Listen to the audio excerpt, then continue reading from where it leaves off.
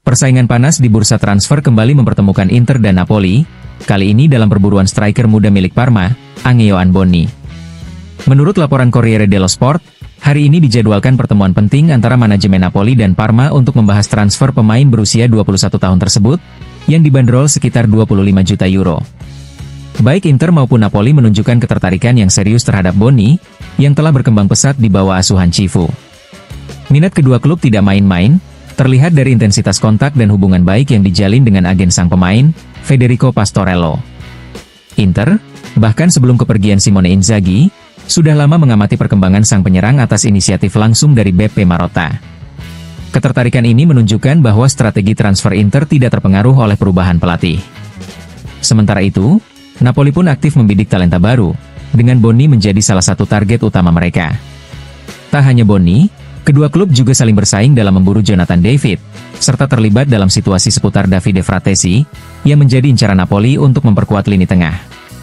Namun, transfer Fratesi sendiri kemungkinan akan bergantung pada siapa yang akan menjadi pelatih baru Nerazzurri.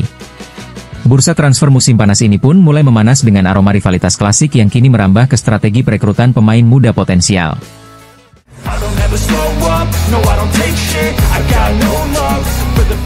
Peluang Fabregas untuk menggantikan Simone Inzaghi di bangku pelatih Inter tampaknya semakin mengecil. Dalam sebuah acara di SWXS London, pelatih asal Spanyol itu menyatakan keinginannya untuk melanjutkan petualangannya bersama Como, mengisyaratkan penolakan terhadap tawaran dari klub Nerazzurri. Merespons situasi tersebut, Inter mulai mencari alternatif lain. Seperti dilaporkan oleh DAZN, manajemen Nerazzurri telah membuka komunikasi dengan pelatih Genoa, Patrick Vieira. Kini nama Vieira menjadi kandidat serius untuk menukangi Inter. Sementara itu, opsi lain seperti Christian Cifu dan Thiago Motta tetap ada, namun posisinya masih tertinggal dibanding Vieira.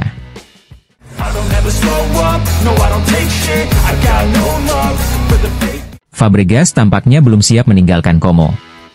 Dalam pernyataan yang disampaikan dari panggung SWXS London, pelatih asal Spanyol itu menegaskan komitmennya terhadap proyek jangka panjang bersama klub yang membawanya masuk ke dunia kepelatihan. Saya tidak ingin mengakhiri karir di klub dengan proyek 1 atau 2 tahun. Di Como, saya bisa bekerja sesuai visi saya, ujar Fabregas seperti dikutip La Gazzetta dello Sport.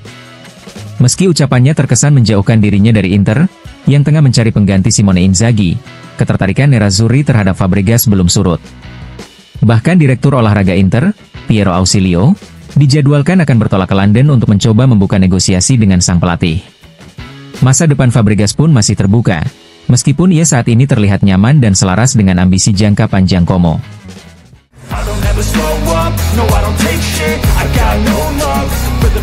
Dalam era keduanya bersama Lazio, Maurizio Sarri memiliki misi jelas, yaitu mempertahankan pemain-pemain kunci. Namun, seperti dilaporkan La Repubblica, godaan dari klub besar Italia dan Eropa membuat tugas ini jauh dari kata mudah. Kapten Mattia Zaccagni tengah menjadi incaran serius Antonio Conte untuk proyek barunya di Napoli, sementara gelandang muda Nicolo Rovella sedang dipantau ketat oleh Inter. Presiden Beppe Marotta dan Direktur Olahraga Piero Ausilio disebut sangat menyukai Rovella, namun sang pemain dikabarkan ingin bertahan di Lazio. Keinginannya ini sejalan dengan permintaan Sarri, yang juga berharap bisa mempertahankan Mario Gila dan meminjam penyerang muda Inter, Francesco Pio Esposito.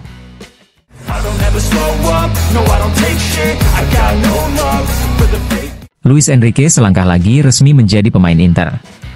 Setelah menjalani tes medis kemarin, Tuttosport melaporkan bahwa pengumuman resmi transfernya bersamaan dengan kedatangan Petar Sucik, akan dilakukan dalam beberapa jam ke depan. Pemain asal Brasil ini menandatangani kontrak berdurasi 5 tahun dan diproyeksikan sebagai pengganti Dumfries, meski juga berpeluang tampil di sisi kiri lapangan. Kabarnya, Enrique akan mengenakan nomor punggung 44, angka yang sebelumnya ia pakai saat bermain untuk Olympique Marseille.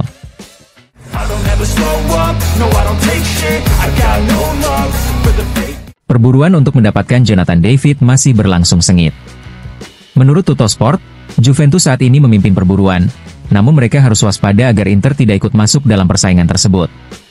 Sementara itu, Napoli tampaknya kurang agresif dalam mengejar David dan lebih fokus pada target lain, Lorenzo Lucca. Di sisi lain, peluang Juventus untuk mendapatkan Højlund, penyerang Manchester United mulai menurun. Nama Højlund kini lebih banyak dikaitkan dengan Inter dalam beberapa hari terakhir. Pertarungan transfer ini menunjukkan betapa ketatnya persaingan klub-klub besar Italia dalam membentuk skuad mereka musim depan.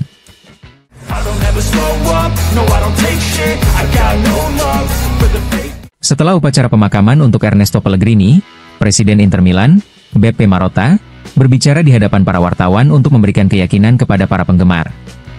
Marotta menegaskan bahwa Inter adalah tim yang kuat dan mampu melewati masa-masa sulit yang tak terduga ini. Ia menambahkan bahwa klub akan terus bekerja demi kebaikan Inter dengan penuh semangat, determinasi, dan rasa memiliki yang telah menjadi ciri khas selama bertahun-tahun.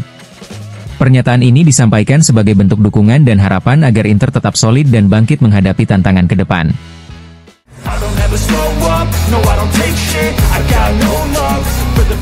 Dalam editorialnya di Corriere della Sera, jurnalis senior Paolo Condo mengulas situasi yang sedang mengguncang Inter pasca kekalahan di final Liga Champions dan keputusan Simone Inzaghi yang tampaknya siap menerima tawaran dari klub Arab. Menurut Condo, kegagalan di Munich hanyalah pendorong terakhir dari keputusan yang sebenarnya sudah dibuat sebelumnya, mencerminkan ketegangan teknis dan psikologis dalam tim, termasuk pada pemain seperti Acerbi yang sampai mundur dari timnas. Meskipun berakhir pahit, Condo menilai bahwa warisan Inzaghi tetap positif. Membawa Inter ke final Liga Champions adalah prestasi besar. Namun, ia juga mengkritik Inzaghi yang dinilai terlalu loyal dan tidak berani mengubah strategi saat pertandingan membutuhkan gebrakan, demi menjaga perasaan para pemain kunci seperti Barella, Calhanoglu, dan Di Marco. Kini Inter berada di titik krusial, memilih pelatih muda visioner seperti Fabregas, atau mengikuti jejak klub-klub besar Italia lainnya yang kembali mengandalkan sosok-sosok berpengalaman seperti Conte, Allegri, Sarri, atau Gasperini. Condo menutup dengan catatan optimis, tidak ada aturan yang mengatakan bahwa semua revolusi pasti gagal.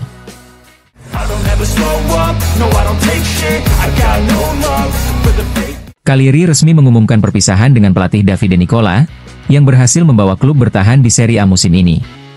Dalam pernyataan resminya, Cagliari mengucapkan terima kasih atas dedikasi dan kerja keras sang pelatih, serta mendoakan yang terbaik untuk kelanjutan karirnya.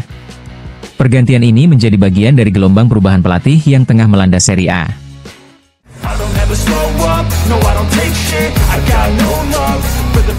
IFAB, badan resmi yang mengatur aturan sepak bola profesional, mengumumkan perubahan penting terkait aturan double touch saat tendangan penalti yang akan berlaku mulai 1 Juli mendatang. Mulai tanggal tersebut, jika terjadi gol setelah double touch, gol tidak akan dibatalkan, melainkan tendangan penalti akan diulang. Namun, jika bola gagal masuk gawang setelah double touch, wasit akan memberikan tendangan bebas tidak langsung untuk tim bertahan, kecuali wasit memberikan keuntungan jika situasi benar-benar menguntungkan tim bertahan. Untuk situasi di mana double touch terjadi saat adu penalti untuk menentukan kelolosan tim, tendangan tersebut akan dianggap gagal. Perubahan aturan ini bertujuan memberikan kejelasan dan konsistensi dalam pelaksanaan tendangan penalti di pertandingan sepak bola profesional.